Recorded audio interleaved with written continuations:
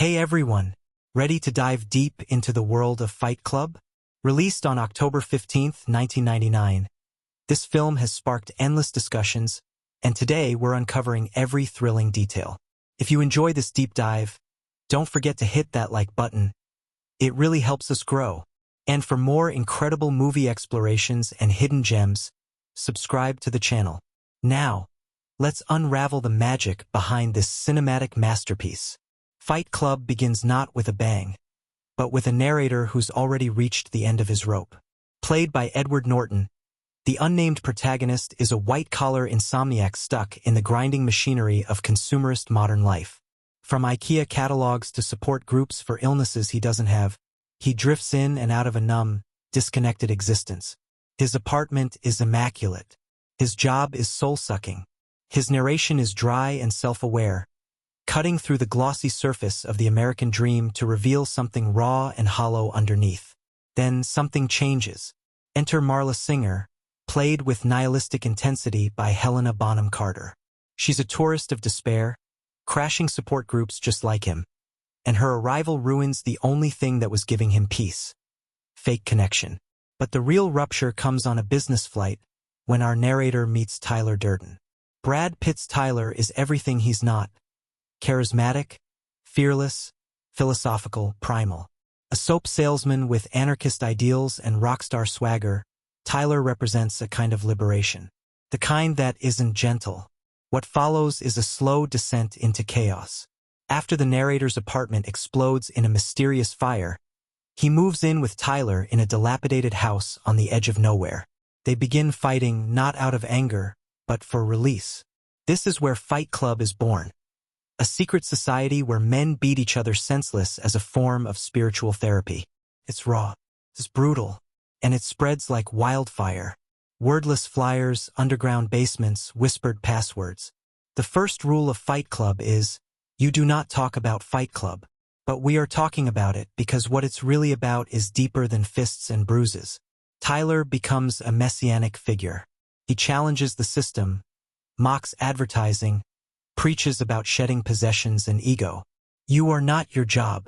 You are not the contents of your wallet. It's anti-corporate gospel, seductive, extreme, and laced with danger. The club evolves into something darker: Project Mayhem. No longer just a fight, it becomes an organized movement. A domestic terrorist operation that aims to bring down corporate America and erase debt by destroying credit buildings. The narrator watches, increasingly disturbed, as Tyler's philosophy consumes everything. But here's the twist that shattered audiences. Tyler isn't real. He's the narrator's split personality, a physical manifestation of all his suppressed rage, masculinity, and desire to break free. Every moment they shared, every word spoken, every punch thrown, it was all the narrator. This is where the film transcends its premise. It's not just about rebellion or violence. It's about identity fracture, mental health, and the terrifying consequences of losing oneself in the search for meaning. David Fincher's direction is relentless, sleek, and grimy all at once. The camera roams like an uninvited thought. The narration dissects every detail, and the color palette, sickly green, decaying brown, feels like a body mid-autopsy. The film's visual style perfectly mirrors the mental breakdown of its protagonist. The editing, particularly during subliminal Tyler flashes and the fourth-wall-breaking moments, creates a sense of constant unease. We are never on solid ground. The soundtrack by the Dust Brothers is an electronic heartbeat, pulsing, dirty, industrial, keeps the tension coiled. And of course, the final scene, set to the Pixies' Where Is My Mind, is cinematic perfection. As buildings collapse in the distance and the narrator, now finally in control, holds Marla's hand, we're left with a bizarre feeling of closure. Not happiness, not peace, but maybe clarity. Fight Club is controversial because it doesn't give easy answers. Some people see it as a warning against toxic masculinity and nihilism. Others wrongly see it as an endorsement. But the truth is, it's a mirror. It holds up a reflection of modern life, its emptiness, its artificiality, and asks what happens when a man decides to burn it all down just to feel something real. It's a story about violence, yes, but also about self-destruction as a form of rebirth. About the prison of identity. About waking up. Over time, Fight Club has become more than a movie. It's a cultural artifact. A misinterpreted parable. A cinematic Rorschach test. And perhaps that's why it endures, because like its protagonist, it contains multitudes. Conflict, pain, desire, truth. Fight Club hit theaters on October 15, 1999, and ever since that day, it's been a movie that refuses to fade into the background.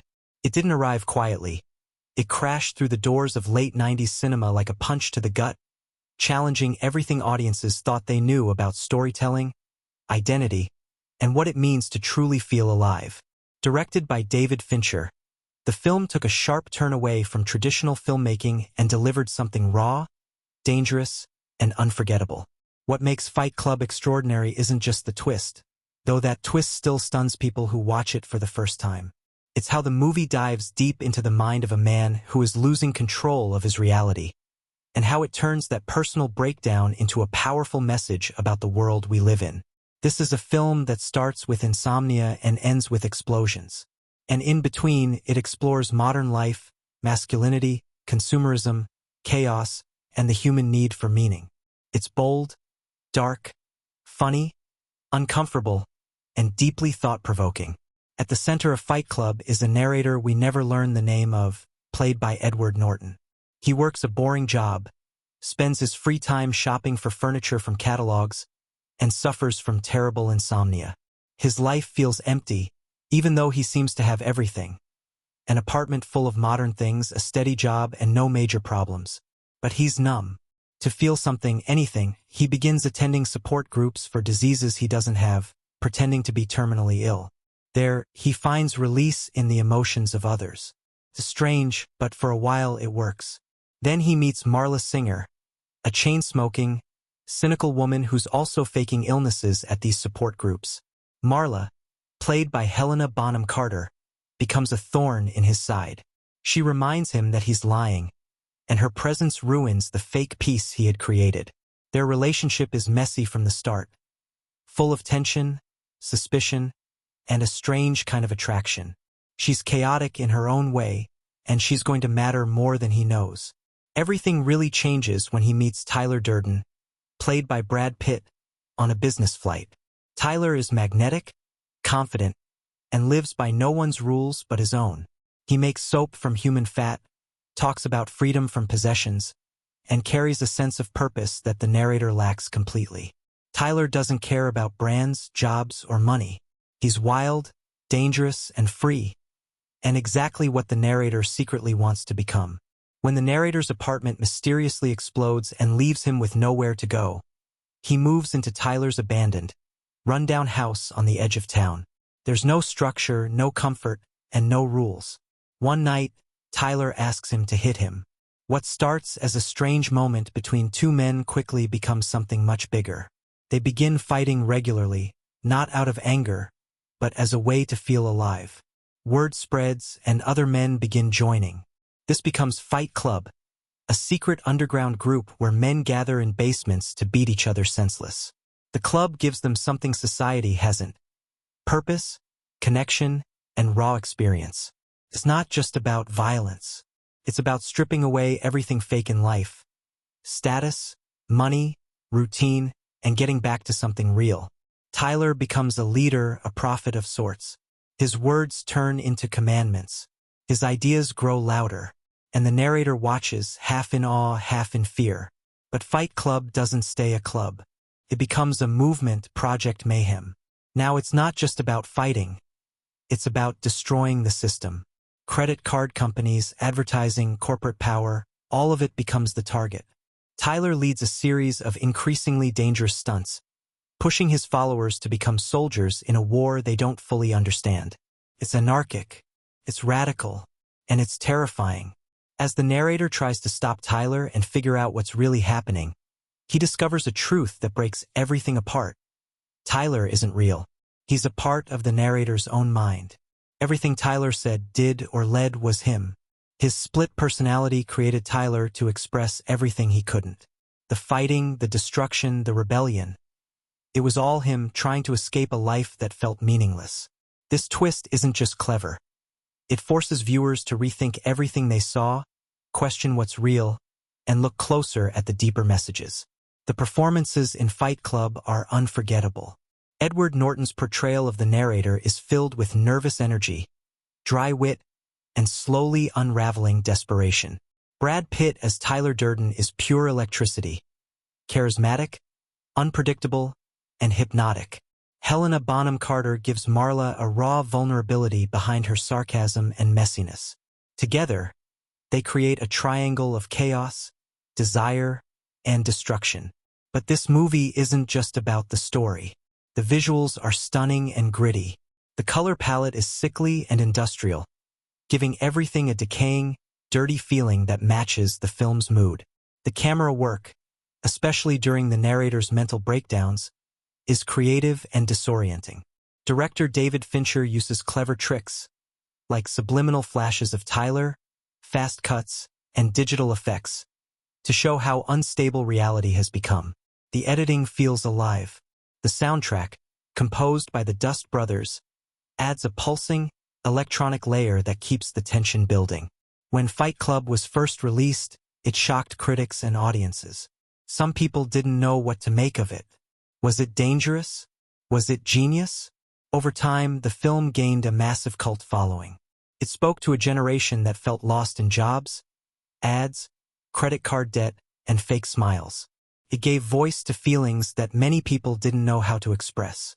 That's why it became more than just a movie. It became a symbol, a conversation, a piece of pop culture that people still debate today. One of the reasons Fight Club became such a cultural phenomenon is that it dared to say the quiet part out loud. It exposed the emptiness behind success, the pressure men face to always be strong and in control, and the fear that life might not mean anything at all. It asked dangerous questions. What happens when people stop pretending to be okay? What happens when they fight back, not just with fists but with ideas? What if breaking the rules is the only way to feel free? But Fight Club isn't telling you to blow things up or start a revolution. It's showing what can happen when someone loses touch with who they are, when the pressure builds too high, when we confuse destruction with purpose. It's a warning, not a guide. And that's why it stays relevant, even decades later. The final scene is unforgettable. Standing hand in hand with Marla, the narrator watches the city's financial buildings collapse. An act of terror, but also a strange moment of peace. The screen fades to black as the Pixies sing, "Where's My Mind?" And the audience is left stunned. What just happened? What did it mean? There are no easy answers. Even now, Fight Club inspires essays, debates, and think pieces. Some people see it as anti-capitalist. Others see it as a film about mental illness, loneliness, or masculinity. Some misread it entirely, idolizing Tyler Durden while ignoring the warning signs. But that's the genius of the film. It doesn't tell you what to think. It makes you ask questions, pushes you to look deeper. So why should you watch Fight Club? Because it's not just a movie. It's an experience. It challenges you, surprises you. It doesn't hold your hand. Instead, it pulls you into a world where nothing is simple and everything has meaning. From the first punch to the final explosion, it keeps your mind racing. And long after the credits roll, it sticks with you. Whether you're watching for the first time or the 10th, Fight Club always has something new to offer. Hidden clues, double meanings, and small details reveal themselves the more you pay attention. It's a film made for rewatching, for discussing, for questioning. And it's proof that movies can be more than just entertainment. They can shake you awake. It begins with a gun in a mouth. That's the first image we see. A man sits in a high-rise building overlooking a city, with a barrel between his teeth. Explosives are wired throughout the building. His voice calmly tells us, "People are always asking me if I know Tyler Durden." From that very first moment, you know you're in for something different. Something dark. Something dangerous. But before we find out who Tyler is, we go back, way back, to where it all began. Our narrator, played by Edward Norton, doesn't have a name. That's part of the point. He could be anyone. Maybe even you. He's a white-collar worker trapped in the slow, quiet misery of modern life. His job is a nightmare of spreadsheets and lifeless meetings. He works as a recall specialist for a car company. That means when cars kill people due to defects, he's the one who decides whether it's worth recalling them or if it's cheaper to settle in court. He doesn't build anything. He doesn't help anyone. He exists in a loop: flights, hotels, work, sleep, or more accurately, not sleep. Because that's his real problem. He hasn't slept in weeks, maybe months. He doesn't feel anything anymore. Everything looks and feels unreal, like he's watching someone else's life through a screen. He says it best: when you have insomnia, you're never really awake, and you're never really asleep. His doctor refuses to give him sleeping pills, calling insomnia nothing more than an annoyance. But he gives him one unexpected piece of advice. If he wants to see real suffering, go to a support group for testicular cancer. So he does. And it works.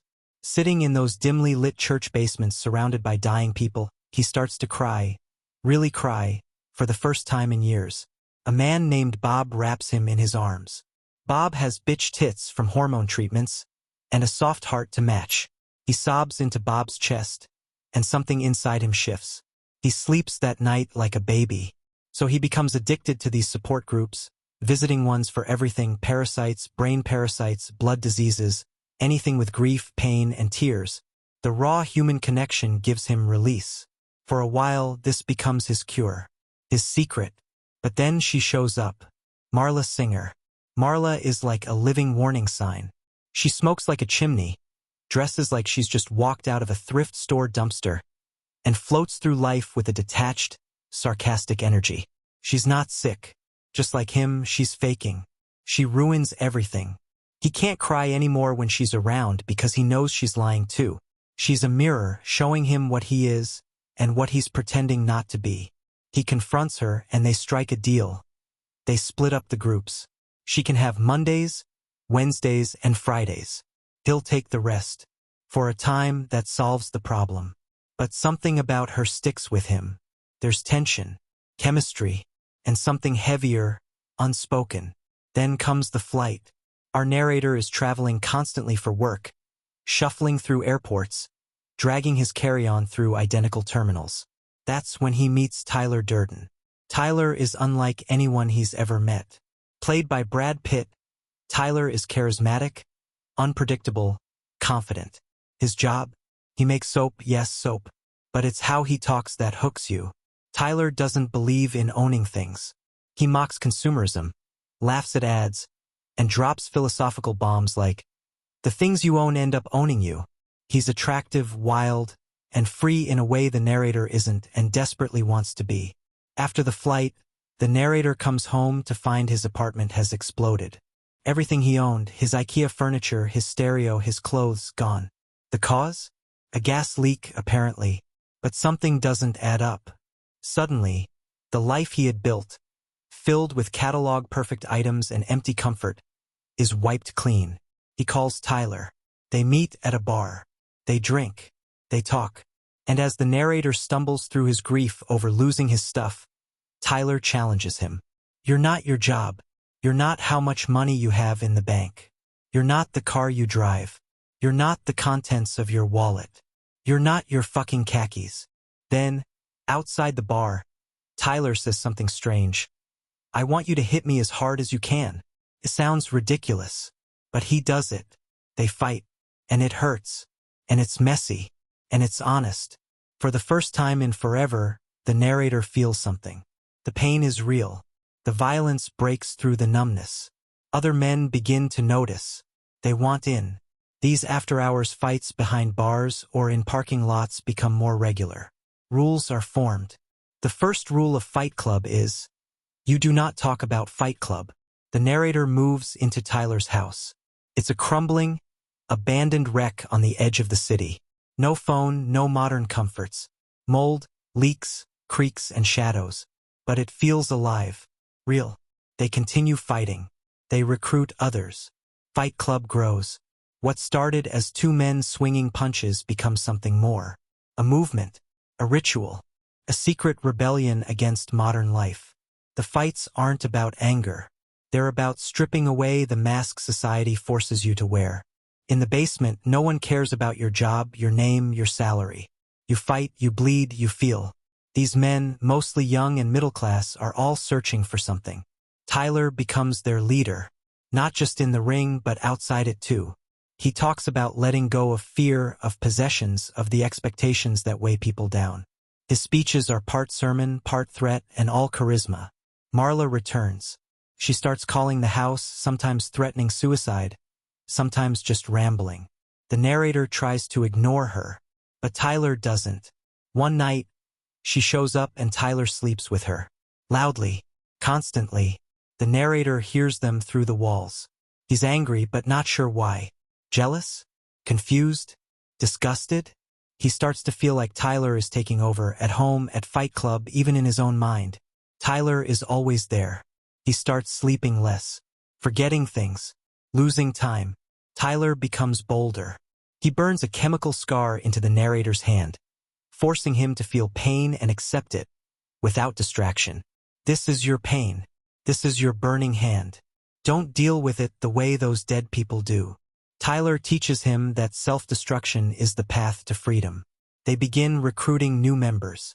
The rules multiply. The club spreads. And then Tyler begins something new, Project Mayhem. The narrator isn't sure when it started. One day there's a group of shaved-head men in the kitchen of the house, taking orders from Tyler. No names, just assignments, vandalism, pranks, small acts of chaos. The narrator watches it spiral. He's no longer in control. In fact, he's not even sure who is. Tyler is always one step ahead. And sometimes Tyler is missing, gone for days. Yet things keep happening. He starts to fear what this is becoming. What began as a fight has turned into something bigger and darker. Somewhere in the middle of it all, Marla keeps showing up. She's still lost, still angry. But the narrator can't let go of her, even if he pretends to. Their connection is strange and raw, but real. She calls him out on his lies. She's the only one who sees him unraveling. But even she doesn't know what's coming, because neither does he. The first half of Fight Club is not just about rebellion. It's a slow burn into madness. It introduces you to a world that looks like ours, but more brutal, more honest, and more dangerous. Tyler Durden's philosophy is seductive because it speaks to a deep hunger in modern life. The need to feel something real. But hidden underneath the fights and speeches is something more disturbing, the feeling that something is seriously wrong. The narrator's mind is cracking. The line between himself and Tyler is blurring. And every moment hints at what's coming. The missing luggage. The flashing images of Tyler in earlier scenes. The blackouts. The confusion. The way everyone treats Tyler like he's always there, even when the narrator is alone. The first half is filled with subtle warnings. The story builds tension by making you feel what the narrator feels. Lost, unsteady, pulled toward something you don't fully understand. You begin to question reality just like he does. The story deepens like a bruise, darkening and spreading. The narrator, once unsure of everything, is now buried in it. Fight Club has grown, mutated. What started in smoky basements as an outlet for pain is now something organized, something militant. The name is changing. Tyler Durden is calling it Project Mayhem, and it's no longer about fights. It's about missions, sabotage, anarchy, blowing up everything fake. The narrator begins to feel like a stranger in his own life. He comes home to a house full of men in black boots and shaved heads, waiting in line for orders from Tyler. But Tyler is slipping away. Literally. Sometimes he's there. Sometimes he's vanished. And when the narrator asks questions, the others just stare. Silent. Obedient. You said you'd say that. They tell him. Or worse, you're Tyler Durden. He doesn't understand it yet. The pranks turn into crimes. Explosives. Destruction. They blow up storefronts. Crash corporate art. Destroy computer banks. But Tyler never stops preaching. His sermons grow sharper, louder. We are the all-singing, all-dancing crap of the world. His voice is everywhere, even when he's not. The narrator starts to unravel. There are bruises he doesn't remember getting. calls he doesn't remember making, blackouts that last days. He wakes up in different cities, alone, with no memory of how he got there. One day, he calls a hotel desk, asking for Tyler Durden. "Yes, sir," the clerk says. "You're Mr. Durden." He freezes. It's like ice water pours through his veins. He goes from hotel to hotel, city to city, and the same thing happens. Everyone knows him as Tyler. Slowly, painfully, the truth starts to claw its way up. He is Tyler Durden. Tyler isn't just a friend, or a mentor, or a hallucination. He's a personality, a creation of his broken mind. Every speech, every punch, every plan was him. Tyler is the part of him that wants to burn the world down. The cool, confident rebel who doesn't feel fear or shame. The narrator created Tyler when he couldn't sleep, when his life became unbearable. Tyler took over. It hits like a freight train. Every scene from the first half now looks different. Marla wasn't sleeping with Tyler. She was sleeping with him. He just didn't know it. Every time he thought he was talking to Tyler, he was talking to himself. And when Tyler disappeared, it wasn't because he left. It was because he was back inside the narrator's head. And now Tyler wants to finish what he started. The final plan is not just vandalism or pranks. It's full-blown terrorism. The men of Project Mayhem, his men, are about to destroy the headquarters of major credit card companies. The goal: erase debt, reset the financial world, hit the system right at its core. But the narrator, now fully aware of who and what Tyler is, tries to stop it. He races against time to undo the chaos his other self created. But it's too late. He reaches out to Marla first. She's in danger. Tyler sees her as a loose end. The narrator sends her away on a bus, telling her everything, even if she doesn't believe it. She's scared, not sure if she's talking to a lover or a lunatic. In many ways, it's both. He then heads to one of the buildings set to explode, hoping to disarm the bombs or face Tyler directly. But you can't fight what's in your own mind with fists. Tyler is there, as always, calm, collected, one step ahead. They fight in the parking garage. The narrator punches and kicks at empty air. Security cameras show him alone, flailing at nothing. It's madness, but it's also clarity. He sees it now. Tyler exists only in his mind, yet his actions have had very real consequences. The climax is simple but devastating. They go to the top floor of a skyscraper. Explosives are wired in the basement. Tyler wants him to watch the destruction with open eyes. "This is it," Tyler says. "Ground zero." The narrator, tied to a chair, bloodied and exhausted, finally understands that he can't kill Tyler with logic or words. He has to take the bullet himself. So he does. He puts the gun in his mouth and pulls the trigger, not to die but to kill Tyler. In a shocking moment, Tyler stands stunned. A hole opens in his own head. "What's that smell?" Tyler mutters just before collapsing. The narrator survives. Barely. But Tyler is gone. And then, in silence, the buildings start to fall. The bombs go off. One by one, skyscrapers collapse in the distance, windows bursting out in fire and smoke. And beside him stands Marla. Alive, confused, and still there. He takes her hand. The two of them watch the skyline change forever. "You met me at a very strange time in my life," he says with half a smile. Then the screen goes black, and the pixies sing, "Where is my mind?" That moment, with its mix of peace, violence, and absurdity, is the perfect end to a story that has been asking the same question over and over. What happens when the life you built doesn't feel like yours anymore? When the self you present to the world becomes a lie so big, it splits your mind in two. Every element in the second half ties back to the beginning. The insomnia wasn't just sleeplessness. It was the beginning of a split. The support groups were his first desperate attempts to feel something real. Marla, in her chaos and honesty, was the one true thing he kept trying to avoid. Tyler was his answer to a life of empty offices and catalogs. And the explosion that started it all? That wasn't an accident. It was Tyler. It was him. Even the rules of Fight Club, the ones that sounded so cool and rebellious, were actually chains. Tyler was just another system, another boss, another identity trap. In trying to escape control, the narrator had created the most dangerous kind. And yet, there's hope in the ending. The narrator doesn't die. He wakes up. Marla stays. There's damage, yes. Cities fall. But something else is born in the rubble, truth, maybe. Connection. Something real. The second half of Fight Club is the reckoning. It takes everything the first half built and turns it upside down. The twist doesn't just change the story, it redefines it. It forces you to go back, rewatch, re-examine. Every smirk Tyler gave. Every time someone acted like the narrator wasn't there. Every strange look.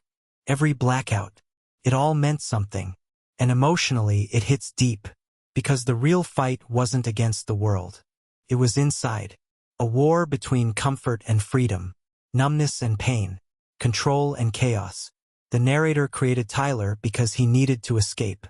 But in doing so, he nearly lost everything. In the end, he didn't defeat Tyler with fists, but by accepting the truth. By facing the darkest part of himself and choosing to live anyway. It's a story that lingers. That forces you to question not just what you saw, but what you believe. Who are you, really, without your job? Your name? Your habits? What if everything you built your life around was just a distraction? And if it all fell away, what would be left? That's why Fight Club remains unforgettable. It's not just a movie about a man punching his way through a midlife crisis. It's about identity, illusion, rebellion, and rebirth. It asks hard questions, and lets you wrestle with the answers long after the credits roll. If Fight Club is a story about rebellion, destruction, and identity, then it's also a story deeply rooted in character. Flawed, fractured, and unforgettable. Each of them is a puzzle piece in a larger portrait of a man at war with himself. Some stand as symbols, some serve as mirrors, and some, like Tyler Durden, explode through the screen like mythic fire because that's what Fight Club is at its core. The collapse and rebirth of a man through the people he either created, collided with, or tried to destroy. At the center of it all is the narrator, played by Edward Norton with a performance that quietly carries the full weight of a man coming apart, molecule by molecule. He doesn't have a name in the film, and that's not an accident. He's anonymous because he's supposed to be. He's the everyman. He could be any of us, sitting in an office, trapped in routines, measuring success by catalog purchases and bank balances. On the surface, he's ordinary. Underneath, he's drowning.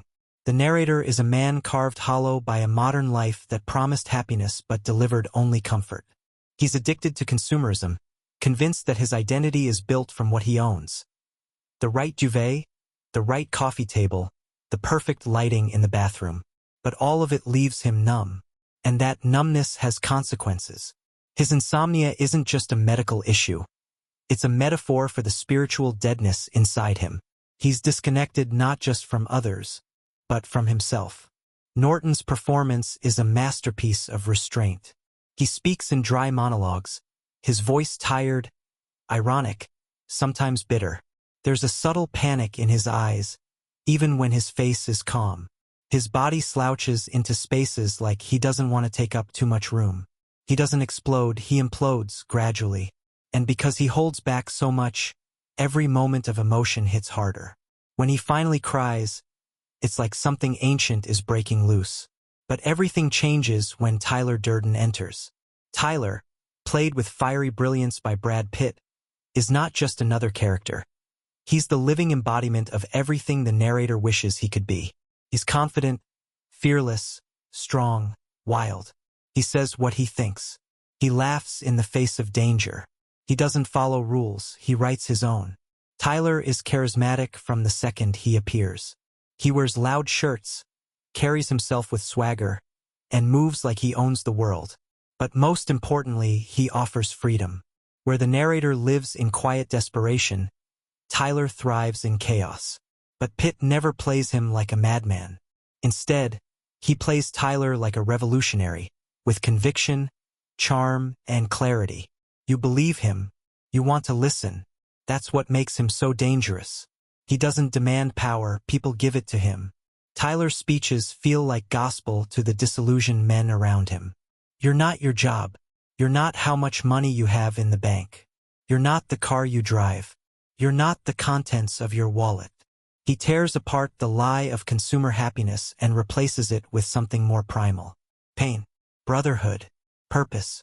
And to these men, trapped in cubicles, glued to advertising, his philosophy is intoxicating. But Tyler isn't real. He's a hallucination, a second personality, a manifestation of the narrator's repressed rage, shame, and longing. This is the twist that redefines everything.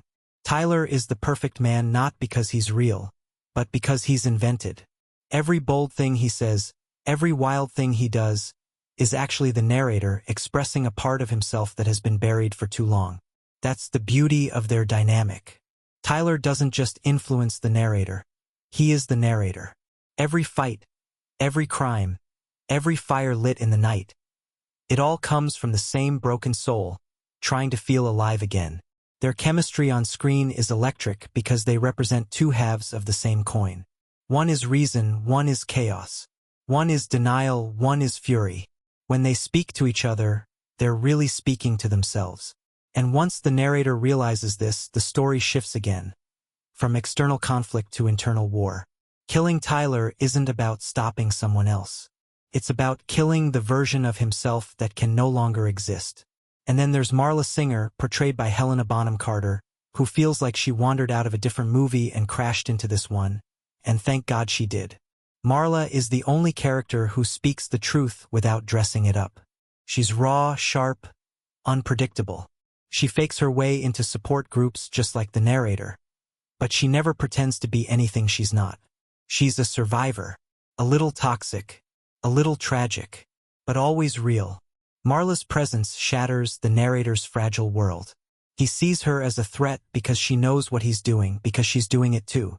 But deep down, she represents what he's missing: vulnerability, connection, authenticity. She's not playing the game. She's just trying to get through the day. And for all her detachment, she's the only person who cares about him, even when she doesn't understand him. Bonham Carter plays Marla with smoky sadness and sharp edges. She's funny in a bitter, offbeat way, and tragic without ever asking for pity. Her scenes crackle with tension because you can never quite tell if she's falling apart or holding everything together. And that's the point, she's both. She's chaos, yes, but unlike Tyler, she's real, grounded, and by the end, she's the only thing anchoring the narrator to what's left of his humanity. Marla's relationship with Tyler, or really with the narrator through Tyler, is twisted from the start. She doesn't know there are two people. All she sees is a man who uses her, insults her, then ignores her. But despite everything, she keeps showing up. There's something deeply sad in that, and something brave too. She's not fooled by appearances. She wants honesty. She wants someone to care. And in the end, she gets that. Not from Tyler, but from the man behind him. Then there's Bob, the big-hearted, soft-spoken former bodybuilder with testicular cancer, played with surprising tenderness by Loaf. Bob is the first person the narrator connects with. Their hug at the support group is awkward, weird, and deeply moving. Bob is full of contradictions. His body once represented hypermasculinity, but now he's reduced, shrunken, vulnerable. He cries openly. He talks about pain honestly. He's the kind of man Fight Club is trying to destroy, but also the kind of man it secretly needs. Bob's death midway through the film is a turning point. He's killed during one of Project Mayhem's missions, and the group casually refers to him as a space monkey. But the narrator remembers his name, remembers his story. This is when he starts to see the truth. Fight Club has stopped freeing people. It's turning them into tools. Bob's death forces the narrator to confront what Tyler has built, and what he, himself, has allowed. The supporting characters of Project Mayhem are intentionally faceless. They shave their heads, wear black, and refer to themselves as members of a collective. They give up names, identities, and individual thought, all in the name of something bigger. They are the embodiment of what happens when people are desperate for meaning. And Tyler gives them that, but at a price. They lose themselves. Their transformation from beaten-down workers into militant followers is chilling. It shows how easy it is to fall under the spell of a strong voice, especially when that voice tells you you're special for destroying the system. Tyler becomes their leader, yes, but he also becomes their god. And the narrator watches, horrified, as his fantasy turns into a cult. Even the namelessness of characters matters. The narrator has no identity, literally. His crisis is one of self. Who am I without the labels? Without the job title, the paycheck, the furniture? Tyler has no last name. Marla barely has a future. This stripping away of identity is intentional. The story isn't about heroes or villains. It's about people trying to find themselves in a world that keeps selling them lies. In the end, the arc of each character reflects a different part of the same struggle. The narrator begins as a man asleep in his life. He creates Tyler to feel awake. But that awakening becomes a nightmare. He goes from passive to active, from follower to leader, and finally to someone who takes responsibility. His final act, shooting himself to kill Tyler, is not just physical. It's symbolic. He's reclaiming his mind, his body, and his life. It's a suicide that becomes a rebirth. From the very beginning, Fight Club plays a quiet game with the audience, one built not on deception, but on brutal honesty disguised as chaos. And the brilliance lies in the fact that the truth is always there, right in front of you, wrapped in shadows, flickering on screen for a single frame or tucked into a passing line. For a film obsessed with identity, misdirection, and rebellion, its real trick is hiding everything in plain sight. The first clue is almost invisible. When the narrator speaks about insomnia in the opening act, you'll catch blink and you miss it flashes of Tyler Durden even before he exists in the story. He appears in the background of scenes, a flash beside a copy machine, standing near a hallway, lingering near a support group. It's never long enough to fully register, but just enough to make the viewer feel unsettled. The film is planting Tyler in the subconscious before he ever walks into a frame with dialogue. It's a subliminal echo of what's happening inside the narrator's mind. Tyler is already forming, already real to him, and Fincher wants you to feel it without realizing you've seen it. Even more layered is how Tyler's name haunts the film long before it's explained. At one point, the narrator punches a man in the face and calls himself Cornelius. Later, he refers to himself as Rupert. And on different hospital sign-in sheets, we see names like Travis, Jack, and Joe. These shifting aliases are more than fake names for group therapy. They're a hint that the narrator doesn't know who he is. He cycles through identities like clothes, all while the real name, Tyler Durden, sits in waiting. And when the narrator meets Tyler on the plane, they share something subtle but telling. The same exact briefcase. A small, easily overlooked prop. But that matching detail quietly screams they're the same person. No one ever points it out. No one reacts. And yet, it's one of the earliest visual cues that their connection runs far deeper than coincidence. It's not a mistake. It's symmetry. Every element of Tyler's character is intentionally exaggerated, almost cartoonish, yet grounded enough to feel magnetic. His outfits are loud, bold, clashing against the narrator's dull gray suits. His sunglasses are tinted yellow, and he often wears red, a color not just associated with danger, but also vitality, rage, and desire. The film gradually drains color from the narrator's world, while Tyler's presence grows more vibrant, as if one man is fading while the other comes into full form. Even the set design plays tricks with perception. In the narrator's apartment, before the explosion, the camera floats through the room with glossy, catalog-like precision. Product names float midair like a shopping site brought to life, revealing a world where consumerism has replaced identity. But contrast that with the house on Paper Street, where Tyler lives. It's decaying, flooded, creaking. The floorboards rot, the pipes screech, the power flickers. It's chaos, but it's real. Tyler's world is broken, yes, but honest. It's designed to reject the comfort and control the narrator once worshipped. The signs were always there, even in the narrator's speech patterns. Whenever he quotes something philosophical or edgy, it's actually Tyler speaking. But we don't know that yet.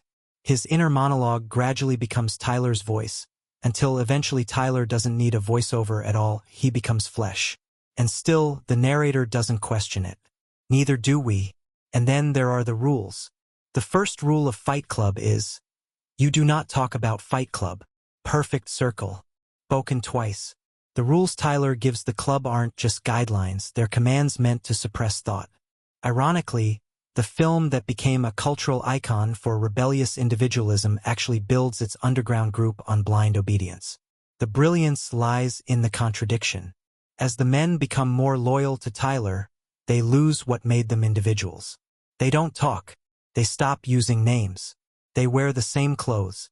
It's not rebellion, it's a new kind of conformity. That shift from freedom to fascism is carefully foreshadowed. In the early stages of Fight Club, there's camaraderie, a release.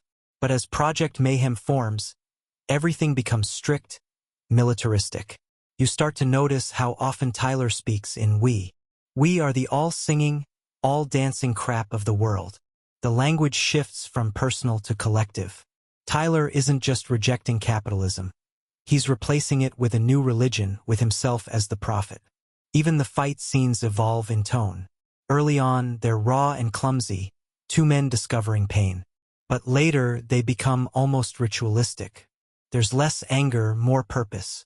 It stops being about expression and starts being about control. The more they fight, the less human they feel. That slow transformation is visual storytelling at its finest. No exposition, just the way blood hits the concrete and the way men walk away with hollow eyes. Then there's the recurring theme of duality, mirrors, reflections, and reversals. Throughout the film, mirrors appear not just as objects but symbols of self-confrontation. At one point, the narrator stands in a bathroom looking into a mirror, but as the camera angle shifts, we realize Tyler is standing where the reflection should be. It's a visual glitch, a hint that they are the same, but the audience sees it before he does. Sound design plays its own tricks. Listen closely, and you'll hear small, distorted echoes of Tyler's voice inside the narrator's head, especially during the insomnia sequences. The subtle background chatter almost, but it's there, like the mind is splitting, but still whispering to itself. Even the music choices are symbolic. The haunting lullaby playing when Tyler bathes in the bathtub is ironically sweet, evoking the comfort of childhood innocence while discussing chemical burns and destruction. And the final scene uses the Pixies' "Where Is My Mind?" not just as an emotional beat, but as a direct message. The film is literally asking the question the narrator has been dodging all along. Another often overlooked moment comes during the airplane scene. Tyler talks about oxygen masks dropping during a crash and says, "Oxygen gets you high. In an emergency, calm is passive. You have to let yourself go." It's funny on the surface, but the line is deeply symbolic. Perfectly summarizes Tyler's philosophy. Surrender. Lose control. Burn it all down. But that advice doesn't just apply to disaster. It becomes the lens through which Tyler views life. And Tyler's soap business isn't just quirky. It's a metaphor. He makes soap from human fat stolen from liposuction clinics. Think about that. He turns the waste of the wealthy into weapons and sells it back to them. It's not just subversive, it's surgical. He's literally cleaning the world with the byproducts of vanity. And when he says, "It's the best soap," he means it. Because it's made from truth, however grotesque. Even the house itself, the abandoned Paper Street home, is loaded with symbolism. Its isolation mirrors the narrator's psyche. Paper Street in cartography is a fake street used on maps to catch copyright theft. It's not real. Just like Tyler. Just like their home. Just like their life together. Everything about it is imagined. One of the most clever visual setups appears when the narrator is warned by Tyler that he may lose everything. At the time, it feels like a dramatic warning.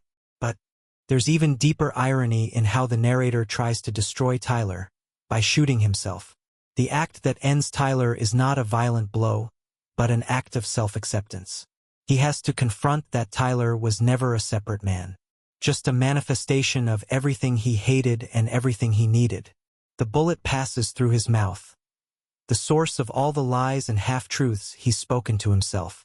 It's not suicide. It's rebirth. The fact that this moment plays out calmly, almost gently, is part of its power. The narrator doesn't scream or rage. He simply understands.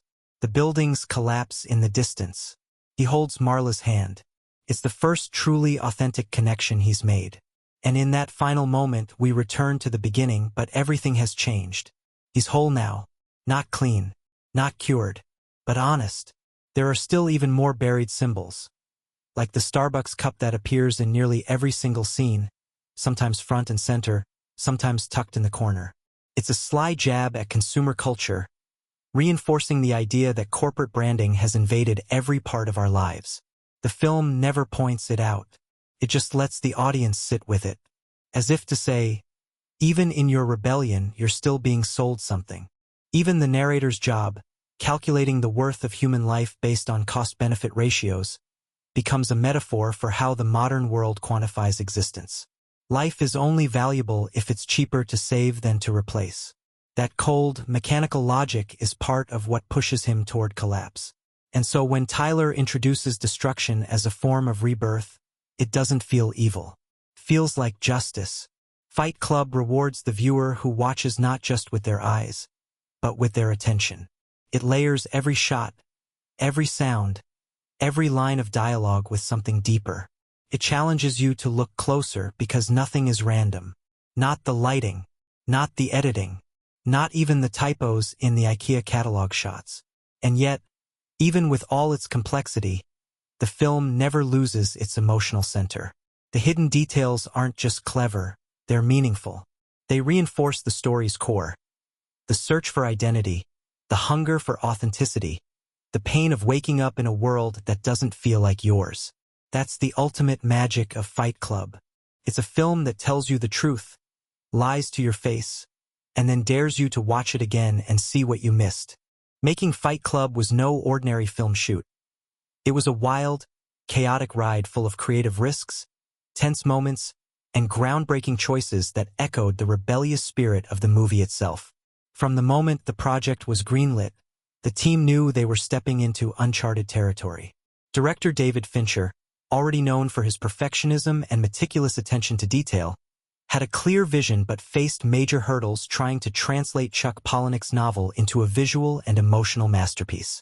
One of the strangest aspects of the production was how much the filmmakers embraced imperfection to create authenticity. The fight scenes, for example, weren't just choreographed moves rehearsed dozens of times. Instead, Fincher wanted the fights to feel raw and unpredictable, almost ugly in their brutality. Brad Pitt and Edward Norton trained intensely with professional fighters and stunt coordinators, but many of their punches were real, and the actors often ended up with bruises and cuts. There's a famous story about a fight scene where Brad Pitt accidentally broke Edward Norton's nose, but they kept rolling. That rawness added a visceral edge that no stunt double or CGI could ever replicate. Fincher also pushed the envelope with the film's visual style, using cutting-edge technology for the time. One particularly groundbreaking technique was the use of digital compositing to insert subliminal images of Tyler Durden before he officially appears. These flashes, lasting just a few frames, were so fast that most viewers didn't consciously register them, but they planted an eerie seed of Tyler's presence in the audience's mind. This was revolutionary back then and remains a masterclass in storytelling through editing. The film's budget was relatively modest considering the scope and ambition. This meant the crew had to get creative, especially with the sets. The iconic Paper Street house, a centerpiece of the film, was actually a rented, dilapidated home in Los Angeles. The house was almost condemned, with rotting floors and a leaking roof, but that only added to the authenticity. In fact, crew members recall having to wear boots and protective gear to avoid splinters and mold. The house became a character in its own right, its decay mirroring the mental breakdown and chaos unfolding on screen. The apartment explosion scene was another massive challenge. Rather than relying on CGI alone, the filmmakers used a combination of practical effects and miniatures to achieve the dramatic blast. They carefully timed every detail, and to this day, many crew members say the blast was so intense it rattled nearby buildings. To get the shot right, several takes were filmed with the explosion triggered remotely, which required a lot of patience and nerves. The reaction shots that follow are genuine shock and awe from the cast. Speaking of the cast, the chemistry between Edward Norton and Brad Pitt was electric but not always smooth. Both actors are known for their strong artistic visions and professionalism, but on set, Their contrasting personalities sometimes created tension. Norton, often described as methodical and reserved, clashed with Pitt's more free-spirited and improvisational style. Yet, this friction seemed to fuel their performances, making the dynamic between the narrator and Tyler feel authentic and charged with energy. It's a reminder that sometimes creative tension produces the best art. Helena Bonham Carter's portrayal of Marla Singer also came with its own set of interesting behind-the-scenes details. She brought a unique intensity and unpredictability to the role, but she was initially hesitant about the character's dark, complex nature. To get into the right headspace, she reportedly immersed herself in grungy, underground scenes in Los Angeles, studying people on the margins of society to capture Marla's rawness and vulnerability. Her real-life exploration helped make Marla feel like a living, breathing enigma rather than just a foil to the two male leads. One of the most fascinating behind-the-scenes stories involves the casting process itself. Before Brad Pitt was cast as Tyler Durden, several actors were considered, including Johnny Depp and Christian Bale. Fincher wanted someone who could embody Tyler's anarchic charisma and unpredictability, and Pitt brought just the right mix of charm and menace. Interestingly, Pitt's involvement also led to last-minute script adjustments, with some lines rewritten to better fit his natural delivery style. This flexibility helped the character feel more spontaneous and alive. The film's soundtrack, too, has its own story. The eerie, minimalist score by the Dust Brothers was chosen to complement the film's dark, frenetic energy. But during post-production, Fincher and the editors faced the challenge of balancing dialogue-heavy scenes with the pulsating music. They experimented with cutting the music in certain moments, only to bring it back louder and more intense in others, creating a soundscape that feels like a heartbeat, sometimes steady, sometimes chaotic. The soundtrack became a character itself, amplifying the film's emotional peaks and plunging the audience into the underground world of Fight Club. There were also unexpected and controversial moments surrounding the film's release. When the first trailers dropped, some viewers were confused or put off by the violent and nihilistic tone. Critics debated whether the film glorified anarchy or was a cautionary tale about toxic masculinity and identity loss. Fincher and the cast never clarified it directly, preferring to leave the film open to interpretation. However, some early test screenings were so intense that a few audience members reportedly walked out, overwhelmed by the raw emotions and brutal honesty. The film's marketing campaign itself took risks. Instead of highlighting Brad Pitt and Edward Norton as stars, the ads focused on the mysterious and rebellious aura of Fight Club itself. Posters featured cryptic taglines like mischief, mayhem, soap, and images of the soap bars and fists, inviting viewers into a secret society rather than selling a traditional movie. This unconventional approach helped build intrigue, but also made it difficult for studios to predict the film's box office success initially. A lesser-known but striking fact is how Fight Club influenced fashion and pop culture almost immediately after release. Brad Pitt's look, messy blonde hair, leather jackets, and vintage sunglasses, became iconic, inspiring a wave of grunge and anti-establishment style that rippled through the late 90s. Meanwhile, the film's themes about consumerism and identity struck a chord with millennials grappling with a rapidly globalizing world, turning it into a cultural touchstone well beyond the screen. Even the film's infamous line, "The first rule of Fight Club is, you do not talk about Fight Club," has entered popular culture, appearing in memes, merchandise, and casual conversations. What many don't realize is that this line was inspired by real underground fight clubs and secret societies, where silence was paramount to protect members from legal or social consequences. The scriptwriters did extensive research into these real-life phenomena to ground the film's story in reality, even as it explored surreal psychological territory. One of the more amusing production anecdotes involves the infamous chemical burn scene. When Brad Pitt's character explains how he got his scars, the makeup artists had to create a realistic burn effect that could hold up under close scrutiny. To achieve this, they used a combination of prosthetics and clever makeup layering.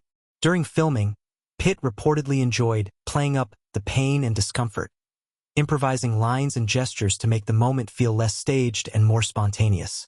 That improvisation made the scene feel both painful and strangely intimate. The use of real locations also added layers of authenticity but presented challenges. The scenes set in support groups were shot in actual meeting halls with people unfamiliar to the film, creating a natural atmosphere that can't be replicated on a set. This meant some background actors genuinely reacted to the story unfolding, creating subtle but powerful emotional beats. Interestingly, Fincher's approach to directing Fight Club included a strong emphasis on collaboration. Despite his reputation for being a demanding director, he encouraged input from his lead actors, the cinematographer Jeff Cronenweth, and the editors. Many crew members say this atmosphere of shared vision helped turn a complex and risky project into something groundbreaking. Fincher's insistence on multiple takes for even minor scenes often exhausted the cast, but it also led to moments of unexpected brilliance. Tiny gestures, looks, or flinches that no script could have predicted. One of the film's most haunting behind-the-scenes facts involves the ending. The rooftop scene where the narrator and Marla watch the city's buildings explode was shot with practical effects combined with early CGI. To achieve the perfect emotional beat, Fincher instructed the actors to hold hands but avoid looking at each other, heightening the tension and ambiguity. That quiet moment of destruction, paired with the Pixies' haunting track, creates a feeling that's both cathartic and unsettling. A carefully orchestrated blend of despair and hope. Despite its now iconic status, Fight Club initially faced backlash and even censorship in some countries. Scenes of violence and drug use caused concern, leading to edits or restricted ratings. But the controversy only fueled its underground appeal. Fans embraced it as a subversive anthem, rallying around its dark humor and critique of modern life. Years later, the film's influence is still felt in Hollywood and beyond. Directors, writers, and artists often cite it as a key inspiration for exploring identity, madness, and rebellion in cinematic storytelling. Its production stories remind us that creating something truly original requires risk, tension, and a willingness to confront uncomfortable truths. So, when you watch Fight Club next, remember the journey behind it. The bruises from real punches, the microsecond frames of Tyler before he appears, the crumbling house echoing a fractured mind, and the relentless dedication of a crew determined to tell a story that punches through the noise. This film wasn't just made, it was fought for, crafted in chaos and obsession, much like the very Fight Clubs it portrays. From the very opening sequence, Fight Club grabs you by the collar and refuses to let go. The film starts with the shocking image of a gun barrel pressed into the narrator's mouth, and as the camera pulls back, we realize we're seeing through his own eyes. This startling moment is not just a bold cinematic choice. It sets the tone for everything that follows. It immediately plunges us into a mind on the edge, teetering between self-destruction and desperate clarity. The emotional weight here is intense because we're invited to live inside the narrator's turmoil from the very first frame. It's an invitation to question everything we see and hear throughout the film. This opening shot brilliantly encapsulates the central tension of Fight Club. The battle between control and chaos, identity and anonymity, destruction and rebirth. The choice to frame this moment from a first-person perspective forces the audience into an intimate connection with the protagonist's fractured psyche, setting up a sense of unease and anticipation. It's not just a start, it's a plunge. Shortly after, the film introduces us to the narrator's insomnia, expressed through mundane yet hauntingly repetitive scenes of him trying to sleep. These sequences, underscored by a sterile, almost mechanical rhythm, communicate his profound alienation and emotional numbness. Here, the filmmakers use subtle visual cues, flickering lights, disjointed editing, and haunting voiceover to immerse us in his restless mind. The emotional depth of these scenes lies in their relatability. Many viewers recognize the hollow feeling of being awake in a world that seems indifferent. But the narrative truly gains momentum when the narrator meets Tyler Durden on a plane. Their chance encounter feels charged with electricity, a meeting of two souls on opposite ends of the same crisis. The chemistry between Edward Norton and Brad Pitt in these early scenes is palpable, with Tyler's wild charisma starkly contrasting the narrator's reserved anxiety. This moment is not only pivotal plot-wise, as it sets the story's transformation in motion, but it also symbolizes the collision of order and anarchy within the human psyche. What makes their first interactions especially powerful is how quickly Tyler dismantles the narrator's carefully constructed world. Tyler's philosophy, expressed through sharp dialogue and fearless confidence, pulls the narrator, and us, into a new way of thinking. When Tyler says, "It's only after we've lost everything that we're free to do anything," it's not just an edgy line, it's a thematic cornerstone. This idea reverberates throughout the film, challenging viewers to rethink their own attachments and fears. The creation of Fight Club itself marks one of the film's most iconic and emotionally charged moments. The first time the men gather in the dingy basement to fight, the camera work and sound design pull us into the raw physicality of the moment. The dull thuds of punches, ragged breathing, and close-up shots of bloodied faces create a visceral experience that's both brutal and strangely cathartic. This scene taps into something primal, the need to feel alive, to connect with one's body and pain in a world numbed by consumerism and routine. What makes this fight scene exceptional is its dual function. On one level, it's a literal battle between men, but on another, it's a symbolic struggle against societal expectations and personal repression. The emotional intensity stems from watching characters shed their masks, both figurative and literal, to embrace vulnerability through violence. The audience feels the tension and release in every punch, making it an unforgettable cinematic moment. As Fight Club grows, so do the stakes and complexity, culminating in the emergence of Project Mayhem. The shift from underground fighting rings to organized anarchy is marked by a chilling sequence where the narrator watches as the group destroys his apartment building. This moment of devastation is shot with haunting stillness, slow-motion debris falling, the silence of destruction, contrasted with the frantic emotions of the narrator. It's a heartbreaking scene because it visually represents the loss of control, both over his environment and himself.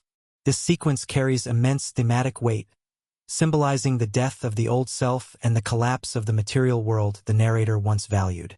The emotional resonance is intensified by the intimate way the film shows his reaction. Shock, despair, and a strange resignation.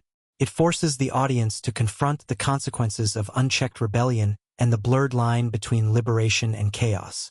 Perhaps the film's most unforgettable and shocking moment is the reveal of Tyler Durden's true identity, that he is a figment of the narrator's split mind.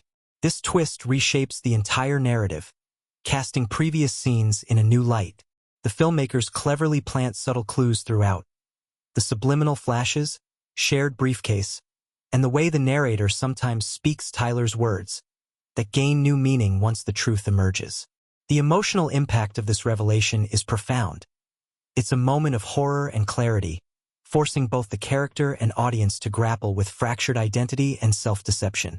This twist isn't just a plot device, it's a thematic anchor. It exposes the dangers of dissociating from reality and losing oneself in fantasy, while also exploring the human desire to break free from societal constraints. The audience's reaction ranges from disbelief to admiration for the film's bold storytelling, and it marks a turning point where confusion turns into understanding. Another key moment filled with emotional and symbolic richness is when the narrator confronts Tyler in the bathroom and shoots himself to kill Tyler. This act is visually and emotionally striking. The bullet passes through his cheek without fatal injury, symbolizing a painful but necessary confrontation with his darker self. The quiet aftermath, where he stands hand in hand with Marla watching the city crumble, evokes a complex mix of hope, despair, and renewal. This scene's power lies in its subtlety and emotional honesty. It's not a triumphant victory or a neat resolution. It's a messy, imperfect step toward healing. The use of the Pixies' "Where Is My Mind?" adds an ethereal layer, reinforcing themes of disorientation and rebirth. Viewers often find themselves holding their breath, caught between the thrill of destruction and the fragile possibility of redemption.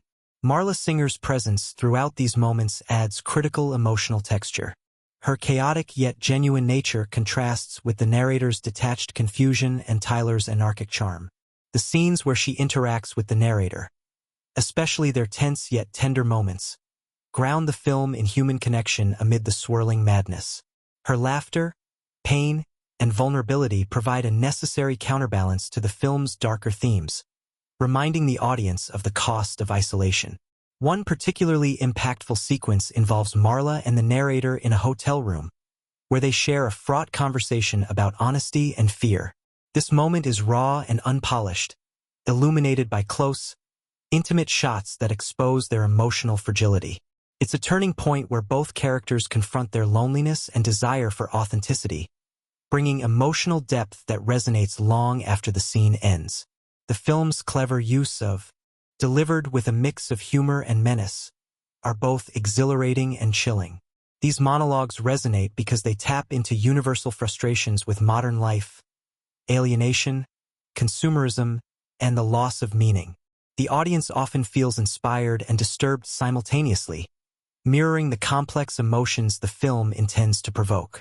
The juxtaposition of Tyler's anarchistic idealism and the violent reality of Project Mayhem is further emphasized in scenes showing the group's escalating acts of sabotage.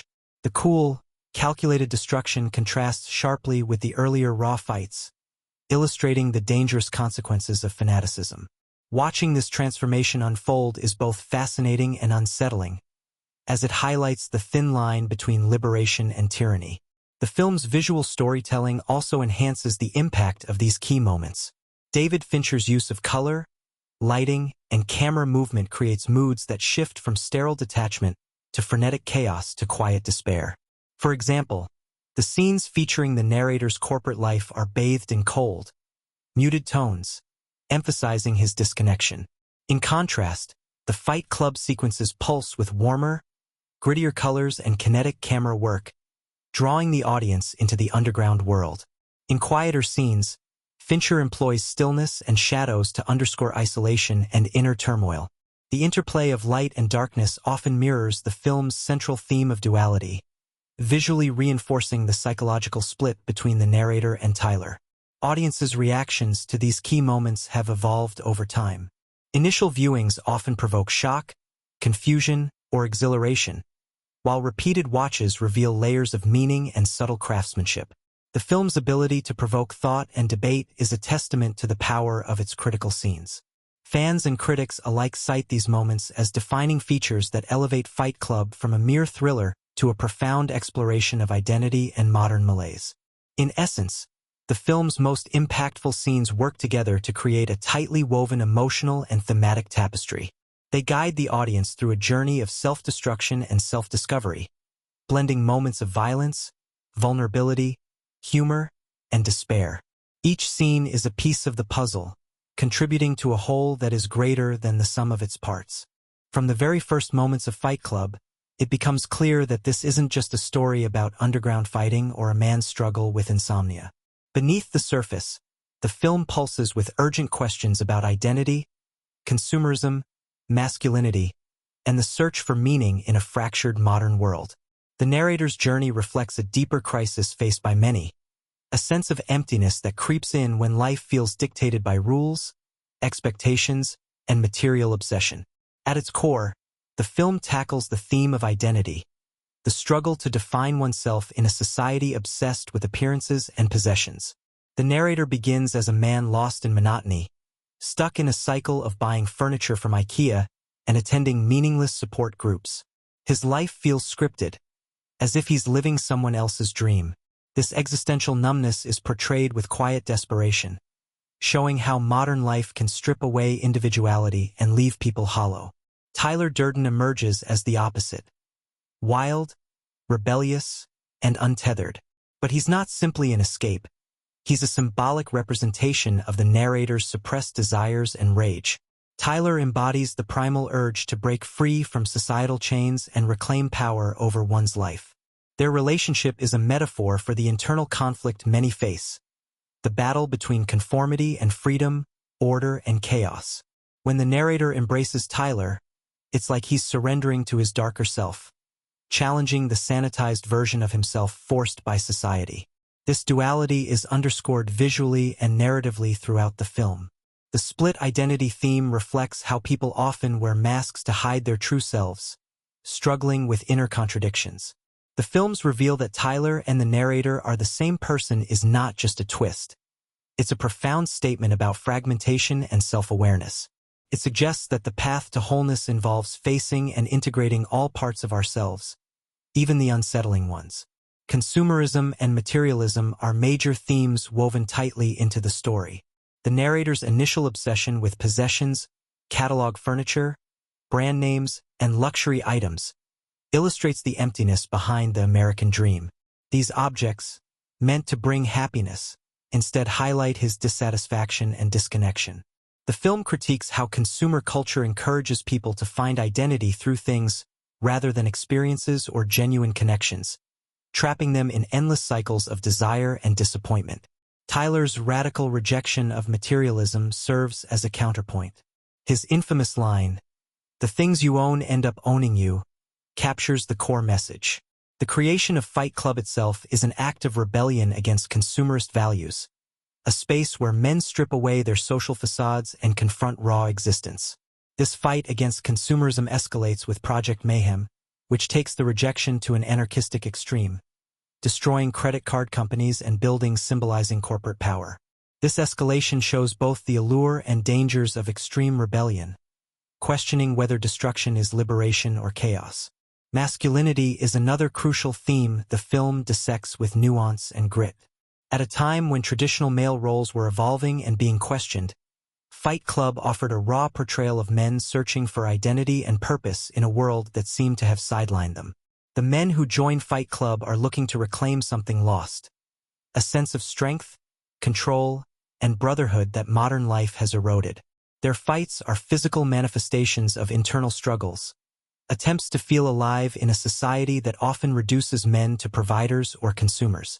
But the film doesn't glorify toxic masculinity blindly. Instead, it exposes its destructive potential. Project Mayhem's violent extremism and the cult-like devotion it demands serve as warnings about the dangers of unchecked male rage and the need for balance. Marla Singer's character acts as a counterbalance. Her chaotic femininity and vulnerability challenge the male characters' worldviews and force them to confront emotional truths they've ignored. Symbolism throughout Fight Club enriches these themes with layers of meaning. The soap Tyler makes is a powerful symbol, crafted from fat stolen from liposuction clinics. It represents transformation and the idea that beauty and power come from unexpected sources. Soap cleanses but also consumes, much like the film's exploration of cleansing one's life from the toxic influences of society. Soap's paradoxical nature echoes the film's mix of destruction and renewal. The repeated image of the dilapidated house on Paper Street is another potent symbol.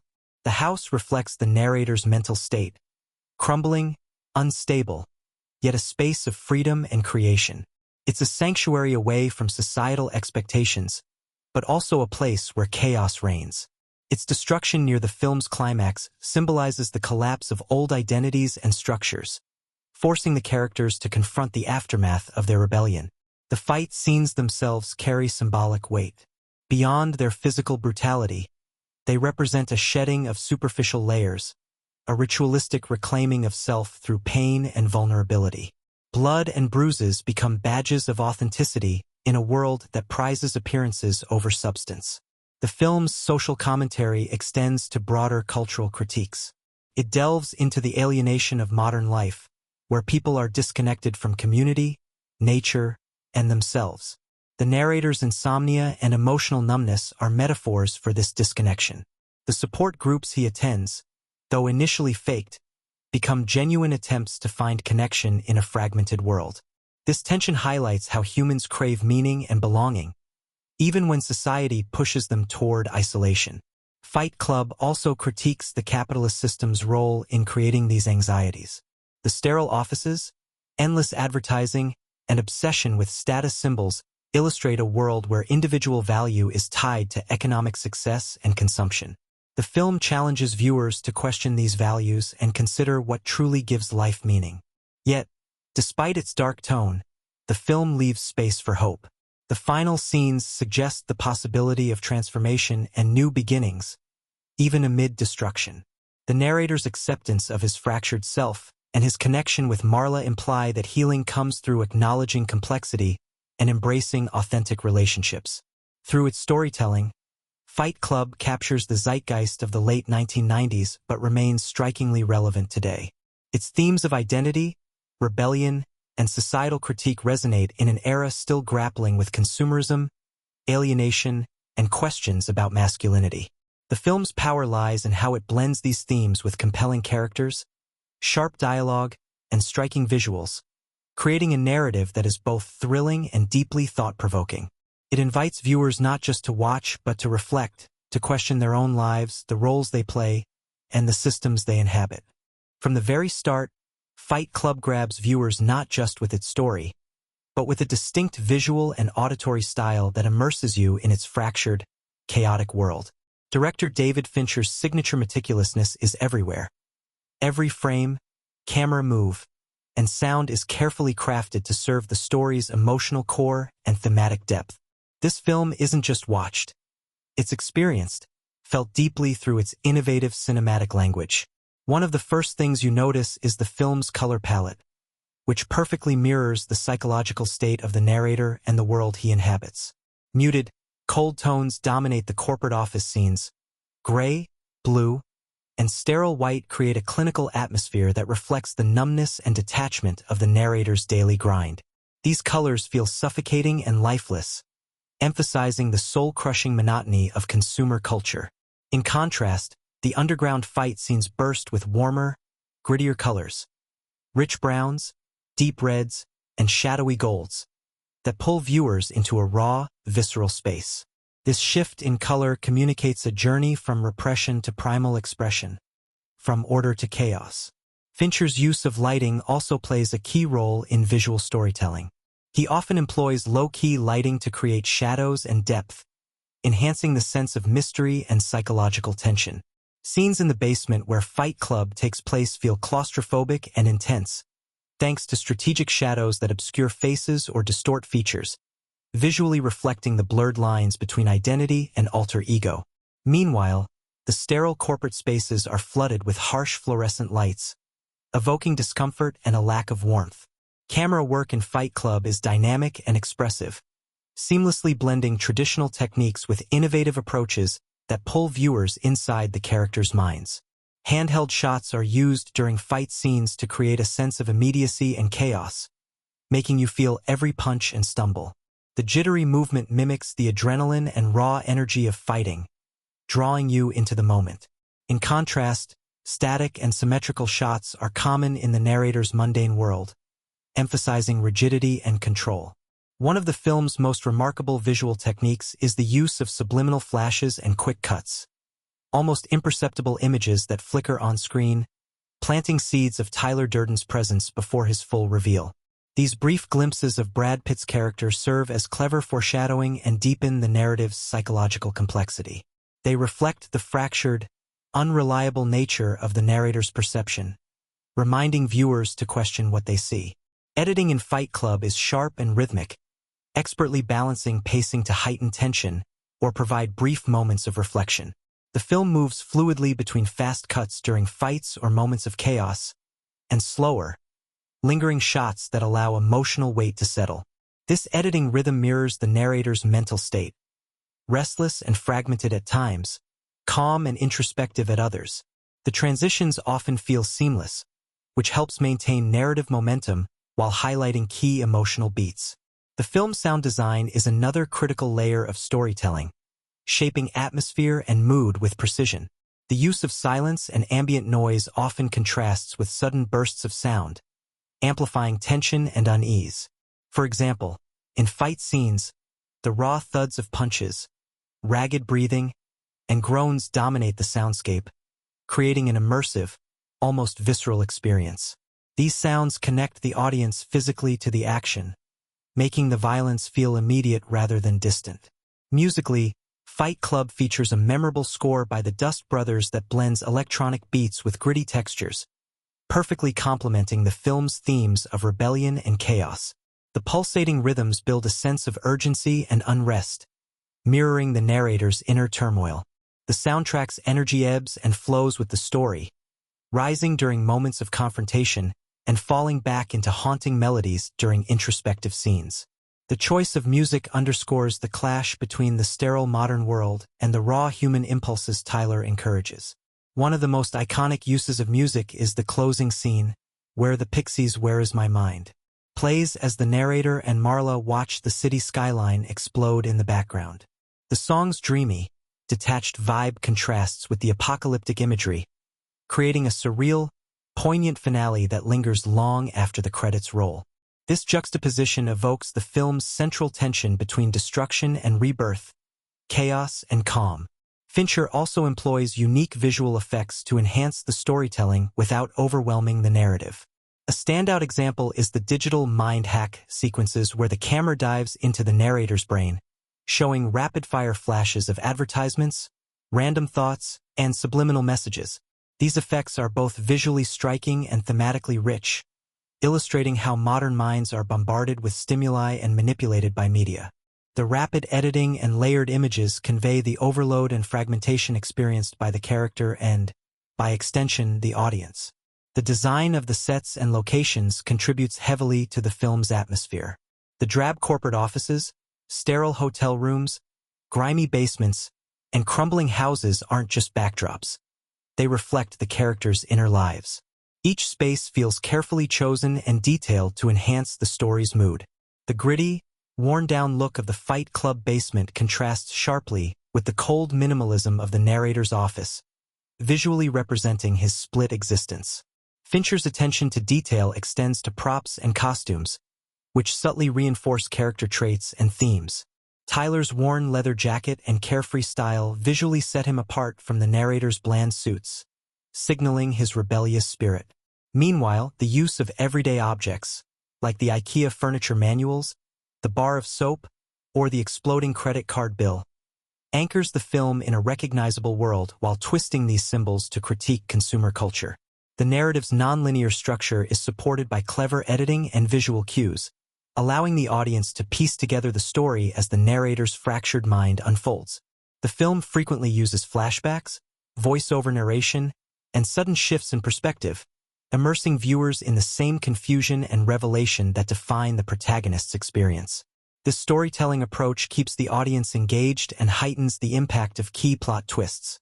Sound bridges, where audio from one scene flows into the next, are used skillfully to maintain continuity and mood, often linking scenes thematically rather than chronologically. For example, the transition from a fight scene to a corporate meeting might use the sound of a punch fading into the dull murmur of office chatter, blending two opposing worlds into one unsettling experience. The film's visual motifs, like recurring images of splattered blood, shattered glass, or the cigarette burns on the narrator's face, serve as symbolic reminders of the cost of the character's journey. These motifs build tension and foreshadow key events without overt exposition, rewarding attentive viewers with deeper meaning. From the very first read-through of the script, it was clear that the heart of Fight Club lay in the dynamic relationship between its two lead characters, the narrator, played by Edward Norton, and Tyler Durden, brought to life by Brad Pitt. Their on-screen chemistry crackled with intensity and complexity, forming the emotional and thematic backbone of the film. Watching Norton's quiet, anxious precision collide with Pitt's confident, anarchic energy creates a captivating push and pull that draws viewers deep into the story's psychological depths. What makes their connection so compelling is the way they embody two sides of the same coin. Norton's performance, with its subtle nervous tics and haunted eyes, perfectly captures a man unraveling under the weight of his own suppressed desires and frustrations. Pitt, meanwhile, infuses Tyler with a magnetic charisma and reckless abandon that makes rebellion irresistibly seductive. Together, they form a riveting, uneasy balance, making the eventual revelation that they are the same person feel both shocking and inevitable. Behind the scenes, this chemistry was fueled by mutual respect and careful collaboration. Both actors were deeply committed to understanding their complex characters and how their duality shaped the story. Brad Pitt, who was rising in Hollywood at the time, embraced the opportunity to explore a darker, more nuanced role than usual, while Edward Norton, known for his intense method approach, brought a grounded vulnerability that counterbalanced Pitt's wildness. Their off-camera rapport translated seamlessly on screen, allowing director David Fincher to capture moments of genuine tension, humor, and emotional depth. Helena Bonham Carter's portrayal of Marla Singer added another vital layer to the cast chemistry. Her ability to mix fragility with defiance made Marla both a mirror and a challenge to the narrator's fractured identity. Her scenes crackle with awkwardness, wit, and raw emotion, offering a counterpoint to the male character's violent escapism. The interactions between Carter, Norton, and Pitt create a charged triangle that explores loneliness, dependency, and the longing for connection. The cast's energy extended beyond the leads. Supporting actors like Loaf, Jared Leto, and Zach Granier infused their roles with authenticity, contributing to the film's underground, gritty atmosphere. Each character felt lived in and necessary, reflecting different facets of the film's exploration of masculinity and alienation. On set, the atmosphere was intense and focused, but also collaborative. Fincher, known for his perfectionism, pushed the cast and crew to capture every nuance, often shooting multiple takes to ensure authenticity and emotional impact. This rigorous process sometimes tested the actors but also created a shared sense of purpose and artistic ambition. The actors have spoken about how Fincher's detailed direction helped them explore the psychological complexity of their roles, encouraging experimentation and deep immersion. One memorable behind-the-scenes story involves the physical demands of the fight scenes. Brad Pitt and Edward Norton trained extensively to make the fights look real while ensuring safety. Their commitment to authenticity is evident in the raw, unpolished nature of the brawls, far from choreographed spectacle. These fights feel chaotic and painful, adding to the film's visceral impact. The camaraderie built through this training helped solidify the trust between actors, essential for the vulnerability those scenes required. The set design and locations also shaped the cast's performances. The rundown buildings, grimy basements, and sterile office spaces provided immersive environments that naturally influenced how actors moved and interacted. Being surrounded by the film's gritty, realistic world helped anchor performances in a believable reality, even as the story delved into surreal and psychological territory. As the film's production wrapped, anticipation grew. When Fight Club premiered in 1999, it quickly sparked divided reactions. Critics and audiences were captivated by its bold themes and innovative style, but also unsettled by its violent content and controversial messages. Some praised its critique of consumer culture and masculinity, while others worried it might glorify anarchy or toxic behavior. This polarized reception only fueled discussion and curiosity, turning the film into a cultural lightning rod. Early screenings revealed strong audience engagement, with viewers drawn to the intense performances and the film's willingness to challenge norms. Many found themselves identifying with the narrator's alienation and Tyler's rebellious spirit, sparking passionate debates about the film's meaning. The chemistry between the leads was often highlighted as a key factor in the film's magnetism, making the psychological twists hit harder. Over time, Fight Club grew from a provocative indie hit into a cult classic, with a dedicated fanbase that dissected every line, scene, and symbolic detail. The film's quotable dialogue, memorable imagery, and complex characters fueled countless online discussions, fan theories, and artistic homages.